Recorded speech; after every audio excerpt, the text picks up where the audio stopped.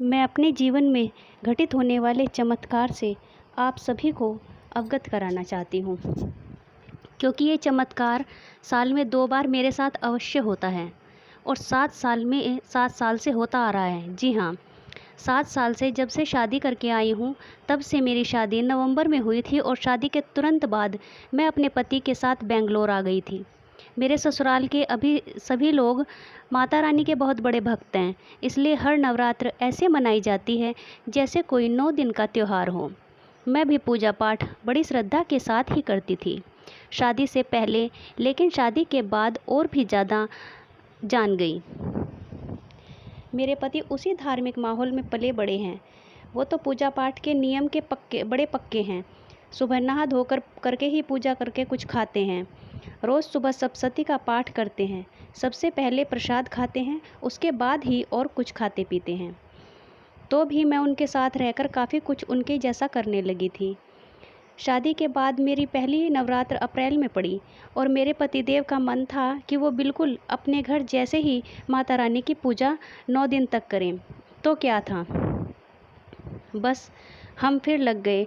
हमने मिलकर पूरी तैयारी की, बहुत सारी चीज़ें ये जो बेंगलोर में नहीं मिलती थी, मैंने जैसे तैसे करके इकट्ठा किया, सामान इधर उधर से इकट्ठा कर लिया। सुबह 5 बजे ही उठकर मैंने पूरे घर को अच्छी तरह से साफ़ किया, जैसे माता रानी साक्षात हमारे घर में आने वाली हों। हम दोनों ने बड़ी प्रसन्नता के साथ उस दिन अच्छे से माता रानी को स्नान कराकर नए वस्त्र पहनाए, उनको फूलों से सजाया, कलश की स्थापना की, अखंड ज्योति जलाई, नारियल चढ़ाया जिस पर स्वास्तिक का निशान बनाया। मैंने भोग खुद अपने हाथ से तैयार किया, नारियल के लड्डू पूजा के लिए। पूजा को लगभग 11 बजे तक पूजा खत्म हुई और हम फलाहार कर थोड़ा आराम करने के लिए चले गए। शाम की आरती और अध्याय करने के लिए मैं नहा धोकर मंदिर में आई तो मैंने देखा जो नारियल हमने माता जी को चढ़ाया था वो खंडित हो गया है, मतलब कि बीच से 2 भाग में टूट गया है। अंदर का सफ़ेद हिस्सा भी साफ दिखाई दे रहा था कि वो 2 भागों में बटा हुआ है। मैं घबरा गई और तुरंत अपने पति को बुलाया कि ये क्या हुआ, और कुछ बुरा होने की आशंका से मन परेशान हो गया। मैंने तुरंत अपनी सास को फ़ोन किया और पूरा वाक़या बताया कि क्या हुआ। वो भी कोई जवाब नहीं दे पाई कि ऐसा कभी उनके साथ हुआ ही नहीं था, जबकि वो लगभग 20 सालों से नवरात्र में कलश स्थापना कर रही थी और नारियल भी चढ़ा रही थी। उनके साथ ऐसा कुछ नहीं हुआ था। अब हम और परेशान हो गए।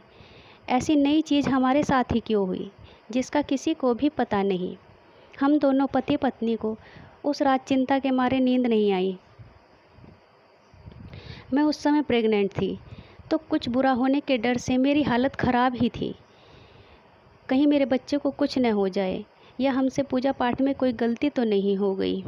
शायद फिर सुबह 10 बजे सासू माँ का फ़ोन आया और उन्होंने अपने पंडित जी से पूरा वाक़या बताया। तब उन्होंने बताया कि इसका मतलब माँ ने आपकी भेंट स्वीकार कर ली है। तब जाकर हमारी जान में जान आई कि अच्छा, इसका ये मतलब होता है। और सच में घर में मेरे साथ सब अच्छा ही अच्छा हुआ। नवरात्र के आखिरी दिन मेरे घर मेरी नंद की कार आई। साथ ही मेरे घर जल्दी ही एक नन्हा मुन्ना मेहमान आया, मेरा बेटा ओम। और फिर से 6 महीने के बाद अक्टूबर में नवरात्र में फिर वही हुआ। नारियल अपने आप दूसरे दिन छिटक गया और तब से ये सिलसिला चला आ रहा है। हर नवरात्रि में चढ़ाया हुआ नारियल पहले दिन या तो दूसरे दिन अपने आप ही खंडित हो जाता है। इस बार भी नवरात्र के दूसरे दिन शाम को जब मैं नहा धोकर पूजा की तैयारी करने आई तो देखा नारियल खंडित हो गया था। अब तो जैसे ये नियम से बन गया है कि नारियल खंडित ज़रूर होगा। अपने आप हम लोग राह देखते रहते हैं कि नारियल कब खंडित होगा। और तब से मन में एक और विश्वास पैदा हो गया है कि माता रानी की कृपा दृष्टि हमारे ऊपर है और वो हमारे घर में विराजमान है।